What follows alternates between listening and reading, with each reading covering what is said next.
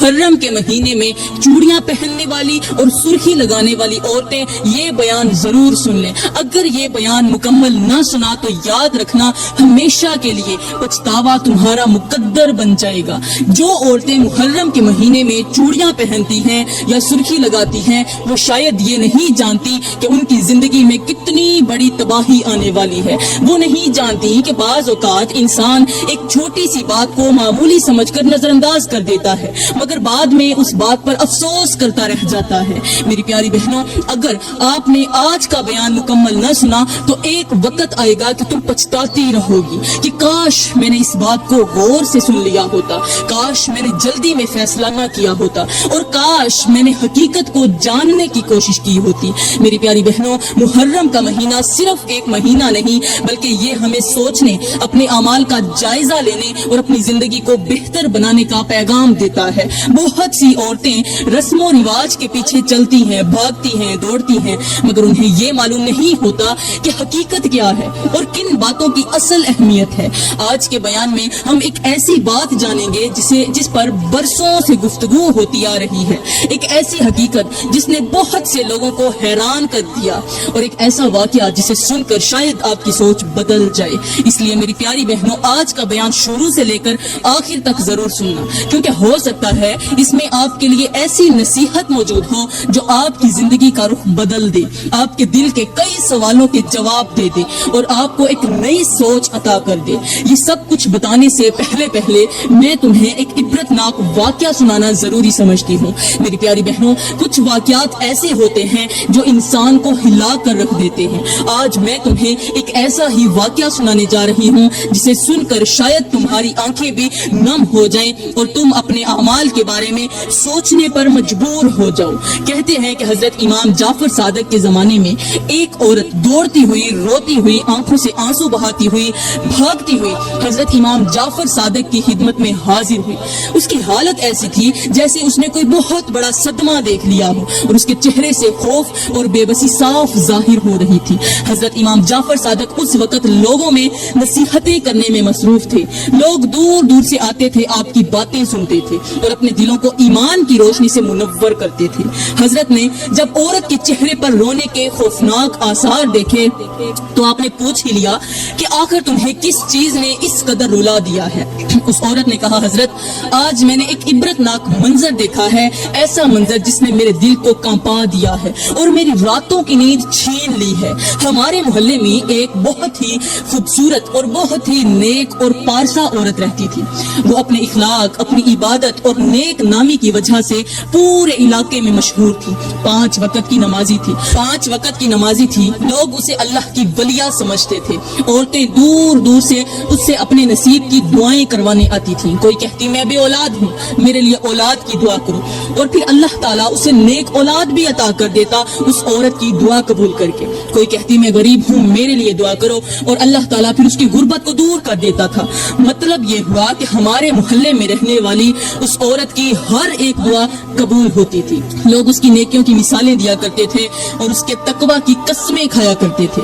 لیکن وقت گزرتا گیا، ایک دن وہ ایک بہت بڑی بیماری میں مبتلا ہو گئی۔ وہ ایسی مہلک بیماری تھی کہ وہ خود تو کیا، ہم بھی اس کے لیے دعائیں مانگنے لگے۔ راتوں کو جاگ جاگ کر اس کے لیے دعائیں کی گئی، صدقے دیے گئے اور اللہ تعالیٰ کے حضور گڑ گڑا کر التجائیں کی گئی۔ اور حیرت کی بات تو یہ تھی کہ ہم سب کی دعا ہی قبول نہیں ہو رہی تھی اور اس کی بیماری بڑھتی جا رہی تھی۔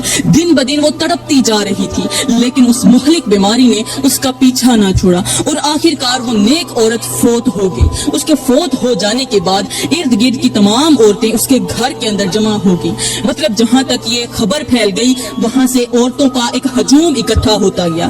ہر ایک کی آنکھ اشکبار تھی اور ہر ایک یہی کہہ رہا تھا کہ آج ایک نیک اور عبادت گزار عورت دنیا سے رخصت ہو گئی ہے، ایک اللہ کی ولیہ ہم میں سے کم ہو گئی ہے۔ اب کچھ عورتیں اس نیک عورت کو غسل دینے لگی۔ غسل دینے والی عورتوں میں ایک میں بھی شامل تھی۔ وہ عورت جو حضرت امام جعفر صادق کے پاس آئی تھی وہ کہنے لگی جو عورتیں اسے غسل دے رہی تھی ان میں سے ایک میں بھی تھی۔ جب میں نے اس عورت کے چہرے کو دیکھا تو اس عورت کا چہرہ کالا سیاہ نظر آیا اور آہستہ آہستہ بگڑتا ہوا نظر آیا۔ اس کی شکل تبدیل ہوتی نظر آئی۔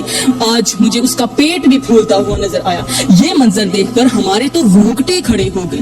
ہم سوچنے پر مجبور ہو گئی کہ آخر ایک نیک عورت کا چہرہ سیاہ کیوں ہوتا گیا، آخر اس کا پیٹ کیوں پھولتا گیا؟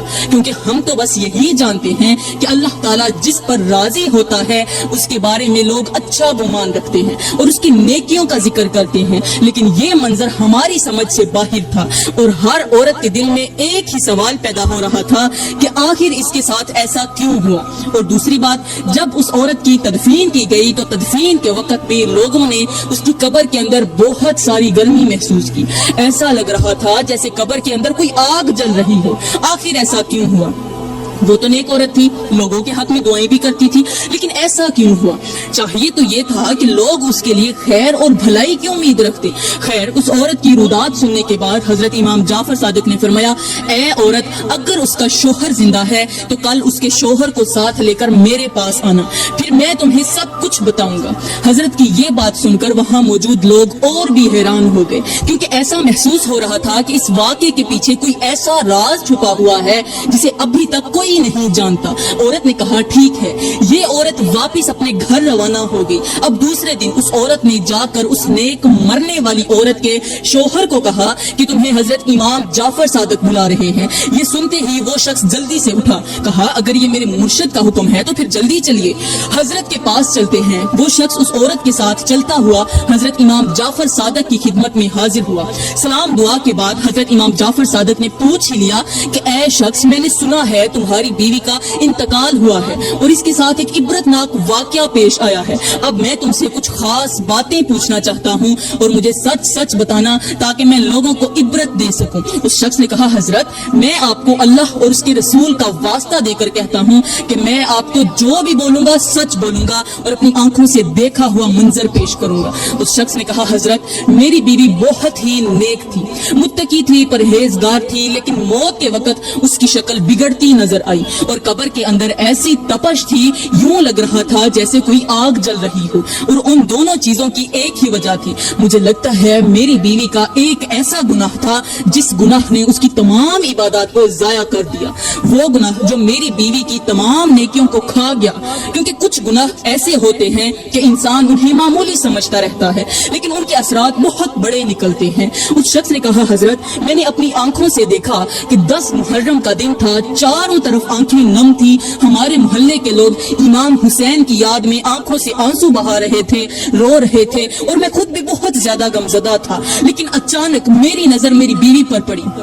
میں نے اپنی بیوی کو اپنی آنکھوں سے دیکھا کہ میری بیوی 5 ایسے کام کر رہی تھی جن کاموں نے میرا جگرا پھاڑ کر رکھ دیا۔ میں نے کہا، اے عورت، تم نہیں جانتی آج 10 محرم کا دن ہے، آج امام حسین کی یاد کا دن ہے، تم نہیں جانتی کہ کربلا کی سرزمین پر کتنی عظیم قربانیاں دی گئیں، اور تم آج بجائے غور و فکر کرنے کے یہ کام کر رہی ہو۔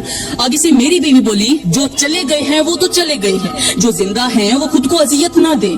بس یہ جملہ سننا ہی تھا کہ میرے منہ سے بے ساختہ جملہ نکل گیا کہ اے اللہ، تو کبھی بھی اس عورت کو معاف نہ کرنا، اللہ تمہیں کبھی معاف نہیں کرے گا، تم جتنی نمازیں پڑھ لو اللہ تعالیٰ تمہارے منہ پر مار دے گا۔ یہ سن کر حضرت امام جعفر صادق کی آنکھیں نم ہو گئی، مجلس میں ایک لمحے کے لیے خاموشی چھا گئی اور ہر شخص بے چینی سے حضرت کے اگلے الفاظ سننے کا انتظار کرنے لگا۔ حضرت نے سر جھکا لیا، چند لمحے کچھ سوچتے رہے، پھر آہستہ سے فرمایا، اے شخص، زبان سے نکلے ہوئے الفاظ کبھی کبھی تیر بن جاتے ہیں، اور بعض اوقات انسان ایک لمحے میں کوئی ایسی بات کہہ دیتا ہے جس کا بوجھ برسوں تک اٹھاتا رہتا ہے۔ پھر حضرت نے فرمایا، اصل عبرت یہ ہے کہ انسان اپنے اعمال کا محاسبہ کرے، اپنے دل کی حالت کو دیکھے اور یہ سمجھے کہ نجات صرف ظاہری اعمال سے نہیں بلکہ اخلاص، عاجزی اور اچھے اخلاق سے بھی حاصل ہوتی ہے۔ یہ سن کر وہاں موجود لوگوں کے دل کانپ اٹھے اور سب خاموشی کے ساتھ حضرت کی بات سننے لگے۔ حضرت امام جعفر صادق نے فرمایا، جلدی بتائیے، تم نے اپنی بیوی کے اندر 5 ایسی کون سی چیزیں دیکھی تھی جو 10 محرم کے دن تمہارے سامنے آئی تھی؟ یہ سن کر اس شخص نے کہا، حضرت، میں نے دیکھا کہ میری بیوی 10 محرم کے دن چوڑیاں پہن رہی تھی۔ جب میں نے پوچھا کہ تم چوڑیاں کیوں پہن رہی ہو، کیا تم کہیں جا رہی ہو، تو اس نے کہا، ہاں، کچھ یہودی عورتیں ہیں جو میری دوست ہیں، میں ان کے گھر جا رہی ہوں اور ان کے گھر میں آج خوشی کا موقع ہے، تو میں چاہتی ہوں کہ میں ان کی خوشی میں شریک ہو جاؤں، اس لیے میں چوڑیاں پہن رہی ہوں۔ یہ سن کر میرے منہ سے بساختہ جملہ نکل گیا کہ 10 محرم کے دن بھی تم یہودیوں کی خوشی میں جا رہی ہو اور حضرت امام حسین کے غم کو بھول گئی ہو۔ تمہیں شرم آنی چاہیے۔ اللہ تعالیٰ تمہارے ان ہاتھوں کو تباہ کر دے، کمزور کر دے، جن ہاتھوں میں تم آج چوڑیاں پہن رہی ہو۔ لیکن پھر بھی میری بیوی نے میری بات نہ مانی۔ وہ چوڑیاں پہن کر، ساتھ میں لپسٹک لگا کر، تاکہ عورتیں میرے چہرے کو دیکھیں اور لوگ میرے خوبصورت چہرے کو دیکھ کر یقین کر لیں کہ میں واقعی اللہ کی نیک بندی ہوں۔ میری بیوی نے خوب میک اپ کیا، چوڑیاں پہنی، سرخی لگائی، عورتوں کے لیے جو ضروری چیزیں ہوتی ہیں جو چہرے پر لگانے کے بعد چہرہ چمک جاتا ہے، وہ سب کچھ کیا۔ اس دن کی گھٹی ہوئی فضا میں جب پوری دنیا کربلا کے غم میں ڈوبی ہوئی تھی، حضرت امام حسین کی شہادت کا زخم تازہ تھا، لیکن میری بیوی نے اپنے دل میں یہودی دوستوں کی خوشی کو اہمیت دے کر نہ صرف چوڑیاں پہنی بلکہ رنگ برنگے لباس بھی چنے جو محرم کے سادہ ماحول سے بالکل الگ تھے۔ وہ آئینے کے سامنے کھڑی ہو کر لپسٹک کی تازہ تہ لگا رہی تھی، جبکہ اس کے ارد گرد ماتم کی آوازیں گونج رہی تھی۔ وہ سوچ رہی تھی کہ میرا چہرہ کتنا خوبصورت لگے گا، لیکن اس شخص کے دل پر کیا بیت رہی تھی جو امام جعفر صادق کے سامنے کھڑا آنسوں سے بھری آنکھوں کے ساتھ اپنی بیوی کے ان اعمال کو بیان کر رہا تھا جو محرم کے مقدس دن میں بھی گناہ کا سبب بن سکتے تھے۔ اس کی بیوی نے نہ صرف میک اپ کیا بلکہ بالوں میں بھی خوشبودار تیل لگایا، چہرے پر پاؤڈر اور سرما بھی استعمال کیا تاکہ وہ دوسروں کی نظروں میں چمک اٹھے، جبکہ آسمان پر فرشتے کربلا کے غم میں رو رہے تھے۔ اس شخص نے کہا، حضرت اس کے علاوہ بھی میری بیوی جب گھر سے باہر نکلتی تھی تو بہت زیادہ بن سمر کر نکلتی تھی۔ وہ اپنی ظاہری آرائش پر بہت توجہ دیتی تھی اور اکثر لوگوں کی تعریف سننے کی خواہش رکھتی تھی۔ میں اسے بار بار سمجھاتا تھا کہ انسان کی اصل عزت اس کے کردار، اس کی حیا اور اچھے اخلاق میں ہوتی ہے، صرف ظاہری خوبصورتی میں نہیں۔ میں اسے نصیحت کرتا تھا کہ اپنی زندگی میں عاجزی اختیار کرو، اپنے اعمال کا جائزہ لو اور لوگوں کی تعریف سے زیادہ اللہ کی رضا کی فکر کرو، لیکن حضرت وہ میری بہت سی باتوں کو معمولی سمجھ کر ٹال دیتی تھی۔ میں اسے کہتا تھا کہ اگر انسان اپنی اصلاح کی فکر چھوڑ دے اور صرف لوگوں کی نظروں میں اچھا بننے کی کوشش کرتا رہے تو وہ آہستہ آہستہ اپنے مقصد زندگی کو بھول جاتا ہے۔ اس شخص نے کہا، حضرت مجھے سب سے زیادہ افسوس اس بات کا تھا کہ وہ اپنی ظاہری شہرت اور تعریف کو اہم سمجھتی تھی، جبکہ انسان کی اصل کامیابی اس کے اخلاص اور نیک اعمال میں ہوتی ہے۔ یہ سن کر مجلس میں بیٹھے ہوئے لوگ خاموش ہو گئے۔ ہر شخص اپنے بارے میں سوچنے لگا اور اپنے اعمال کا محاسبہ کرنے لگا۔ بعض لوگ افسوس کرنے لگے کہ انسان کبھی کبھی اپنی چھوٹی چھوٹی غلطیوں کو معمولی سمجھتا رہتا ہے، مگر وہی غلطیاں وقت کے ساتھ ساتھ اس کی زندگی پر گہرا اثر ڈال دیتی ہیں۔ اس کے بعد حضرت امام جعفر صادق نے فرمایا، اے شخص، اگر محرم کا ادب نہ کرنے کی وجہ سے تمہاری بیوی پر عذاب ہو رہا ہے تو میں امام حسین کا بیٹا تمام لوگوں کو گواہ بنا کر تمہاری بیوی کو معاف کرتا ہوں۔ اگر تمہاری بیوی کی زندگی میں کوئی کوتاہی ہوئی بھی تھی تو اللہ تعالیٰ سب سے بڑھ کر رحم فرمانے والا ہے اور بندے کے لیے بھی معاف کرنا ایک بہت بڑی نیکی ہے۔ پھر آپ نے فرمایا، اے شخص ذرا سوچو، وہ تمہاری بیوی تھی، اس نے زندگی کے کئی دن تمہارے ساتھ گزارے ہوں گے، تمہارے لیے کھانا بنایا ہوگا، تمہارے کپڑے سنبھالے ہوں گے، تمہاری خوشیوں میں خوش ہوئی ہوگی اور تمہاری پریشانیوں میں پریشان بھی ہوئی ہوگی۔ انسان کی زندگی میں بعض غلطیاں بھی ہوتی ہیں اور پھر بعض اچھائیاں بھی ہوتی ہیں، اس لیے انصاف یہ ہے کہ انسان دوسروں کی اچھائیوں کو بھی یاد رکھے۔ لہٰذا میں تو یہ چاہتا ہوں کہ تم اپنی بیوی کو معاف کر دو۔ یہ سن کر وہ شخص رونے لگا، اس کی آنکھوں سے آنسو بہنے لگے اور اس کا دل نرم پڑنے لگا۔ اس نے کہا، حضرت آپ اہل علم ہیں، میں آپ کی بات کو رد نہیں کر سکتا، لیکن میرا دل بہت دکھی ہے۔ پھر چند لمحے خاموش رہنے کے بعد اس نے کہا، اے لوگو، میں تم سب کو گواہ بنا کر یہ اعلان کرتا ہوں کہ میں نے اپنی بیوی کو معاف کر دیا اور اللہ تعالیٰ سے بھی اس کے لیے رحمت کی دعا کرتا ہوں۔ یہ سن کر حضرت امام جعفر صادق کے چہرے پر مسکراہٹ آ گئی۔ آپ نے فرمایا، جو لوگ دوسروں کو معاف کرتے ہیں اللہ تعالیٰ بھی ان کے لیے آسانیاں پیدا فرماتا ہے، اور جو دلوں میں نرمی پیدا کرتے ہیں اللہ تعالیٰ ان کے لیے رحمت کے دروازے کھول دیتا ہے۔ اس کے بعد یہ شخص واپس اپنے گھر چلا گیا۔ شام ہو گئی، رات ہوئی، اور جب یہ شخص اپنی چارپائی پر لیٹا ہوا تھا دن بھر کی باتیں اس کے ذہن میں پھر گھومنے لگی۔ آخرکار اسے نیند آ گئی۔ خواب میں اس نے اپنی بیوی کو پہلے روتے ہوئے دیکھا، پھر مسکراتے ہوئے دیکھا۔ اس شخص نے اپنی بیوی سے پوچھا کہ تم پہلے رو رہی تھی پھر مسکرا کیوں رہی ہو؟ اس نے کہا کہ پہلے میں ایک بہت بڑے عذاب میں مبتلا تھی، میں نے دنیا میں کچھ گناہ ایسے کیے تھے جن گناہوں نے عذاب کی شکل اختیار کر لی تھی، اور ان گناہوں کی وجہ سے مجھے دردناک عذاب مل رہا تھا۔ اس نے کہا کہ انسان دنیا میں جب کوئی کوئی غلطی کرتا ہے تو اسے معمولی سمجھتا ہے، مگر بعض اوقات وہی غلطیاں آخرت میں انسان کے لیے بہت بڑی آزمائش بن جاتی ہیں، اور جب سے تم لوگوں نے مجھے معاف کیا ہے تب سے عذاب میں نرمی آ چکی ہے اور میرے دل کو سکون ملنا شروع ہو گیا ہے۔ اس نے کہا اللہ تعالیٰ کی رحمت بہت وسیع ہے، اور جب بندے ایک دوسرے کے لیے نرمی پیدا کرتے ہیں تو رحمت کے دروازے بھی کھلنے لگتے ہیں۔ یہ سن کر وہ شخص خواب میں ہی رونے لگا اور اپنی بیوی کے لیے دعا کرنے لگا۔ صبح ہوئی تو اس کے دل کی کیفیت بدل چکی تھی، اس کے دل کی سختی کی جگہ نرمی آ گئی تھی اور ناراضگی کی جگہ دعا نے لے لی تھی۔ میرے بھائیوں، کہتے ہیں کہ اپنی بیوی کی تمام خطاؤں کو معاف کر دینے والا یہ شخص جب اس دنیا سے رخصت ہوا تو لوگ اس کے اچھے اخلاق اور نرم دلی کو یاد کیا کرتے تھے۔ لوگ کہتے تھے کہ اس کے چہرے پر نور تھا اور اس کی زندگی دوسروں کے لیے ایک نصیحت بن گئی تھی۔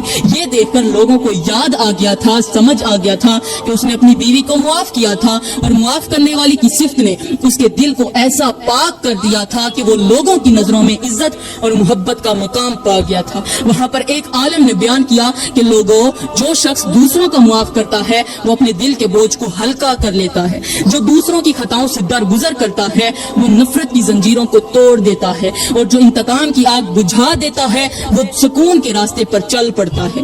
یاد رکھو، معاف کرنا کمزوری نہیں بلکہ ایک بہت بڑی طاقت ہے، اور بڑے دل والے لوگ ہی دوسروں کی غلطیوں سے درگزر کر پاتے ہیں۔ بعض اوقات ایک معافی ٹوٹے ہوئے رشتے کو جوڑ دیتی ہے، ایک معافی دلوں کی دوریاں ختم کر دیتی ہے، اور ایک معافی ہی انسان کے اپنے دل کو بھی سکون عطا کر دیتی ہے۔ اس لیے نیک لوگ ہمیشہ کہتے ہیں کہ اگر تم چاہتے ہو کہ تمہارے لیے آسانی ہو، تمہارے لیے آسائشیں پیدا ہوں، تو پھر دوسروں کے لیے بھی آسائشیں پیدا کرو، آسانیاں پیدا کرو۔ اگر تم چاہتے ہو کہ تمہارے لیے رحم کیا جائے تو تم بھی دوسروں پر رحم کرو، اور اگر تم چاہتے ہو کہ تمہاری لغزشیں معاف ہوں تو دوسروں کی لغزشوں کو بھی معاف کرنا سیکھو۔ میری پیاری بہنوں، سن لیا آپ نے، محرم ہمیں غم، صبر، قربانی، وفاداری اور اپنے اعمال کا جائزہ لینے کا درس دیتا ہے۔ یہ وہ مہینہ ہے جس میں انسان کو اپنے دل کی اصلاح کرنی چاہیے، اپنے کردار کو بہتر بنانا چاہیے، اور اس عظیم قربانی کو یاد رکھنا چاہیے جو کربلا کی سرزمین پر پیش کی گئی، کیونکہ حضرت امام حسین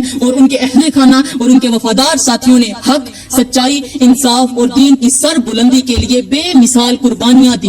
کربلا ہمیں یہ نہیں سکھاتی کہ صرف ایک دن آنسو بہا لیے جائیں، بلکہ کربلا تو ہمیں یہ سکھاتی ہے کہ باطل کے سامنے جھکنا نہیں، ظالم کے سامنے خاموش نہیں رہنا، اور اپنے کردار کو ایسا بنانا ہے کہ اللہ اور اس کا رسول راضی ہو جائے۔ تو میری پیاری بہنوں، اگر تم چاہتی ہو کہ سارا سال تمہارا وقت خیر و برکت میں گزرے تو بہتر یہی ہے کہ اپنے رب کو راضی کرنے کی کوشش کرو، نبی کریم صلی اللہ علیہ وآلہ وسلم کی تعلیمات پر عمل کرو، سچ بولو، حیا اختیار کرو، نماز کی پابندی کرو، اپنے والدین کا احترام کرو، شوہر اور بچوں کے حقوق ادا کرو، اور لوگوں کے ساتھ حسن اخلاق سے پیش آؤ، کیونکہ جب انسان اللہ کی اطاعت کا راستہ اختیار کرتا ہے تو اس کے دل میں آسانیاں پیدا ہونے لگتی ہیں، اس کے دل میں سکون آنے لگتا ہے، اور اس کی زندگی میں خیر کے دروازے کھلنے لگتے ہیں۔ مجھے افسوس ہے کہ آج ہم نے بہت سے لوگ محرم کے اصل پیغام کو بھول کر صرف دنیاوی مشغولیات میں کھو جاتے ہیں۔ بعض لوگ سارا دن موبائل، ٹک ٹاک، فضول ویڈیوز، بے مقصد تفریح اور وقت ضائع کرنے والے کاموں میں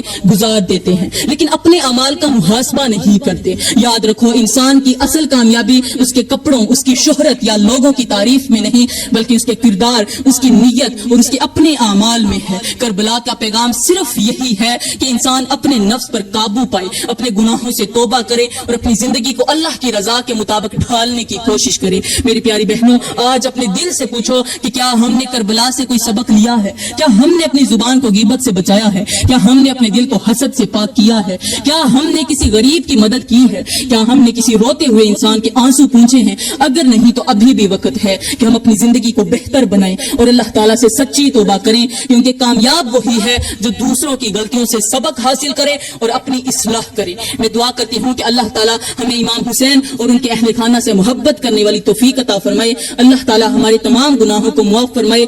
آمین ثم آمین۔ وما علینا الا البلاغ المبین۔